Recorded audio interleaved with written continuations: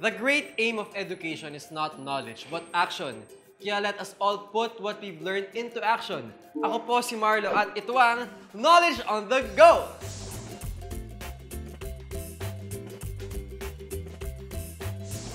And our player for today is, ano ang pangalan mo? Cristha Booney. Cristha Booney. Ano naman ang favorite subject mo? Math. Math. Okay, so mahilig ka sa mga computations.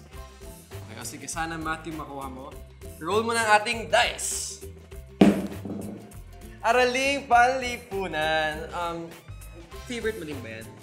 Hindi masyado. Pero for sure naman nag-aaral ka mabuti. Opo. Kaya makukuha mo yung tamang sagot. Opo. O sige. Cristha Booney, go na go ka na ba mag-knowledge on the go? Go na. Okay, pero eto na. Ang ating katanungan, bumunot ka muna mula sa... Then give it to me. Okay. Cristha Booney, eto ang aking question for you. Ito ay rehiyong may malawak na tuyong lupa at buhangin.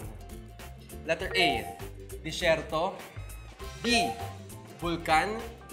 C, bundok. Or letter D, bulubundukin. A. A, disyerto. Sure ka na? Sure na. Okay naman pala, bilis niya sumagot.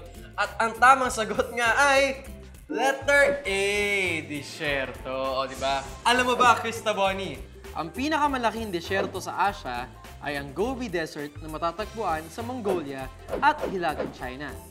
Ito ay may laki na 1.3 million square kilometers. O, ayan. Nag-aaral nga na mabuti si Cristha Booney. At dahil nakuha mo ang tamang sagot, meron kang prize mula sa Knowledge on the Go. Congratulations! Sabi ni Cristha Booney, hindi niya favorite subject ang Araling Panlipunan. Pero kahit ano pang subject yan, basta nag-aaral ka na mabuti, makukuha mo ang tamang sagot. Kaya samahan niyo ulit ako next time. Ako si Marlo at ito ang Knowledge on the Go!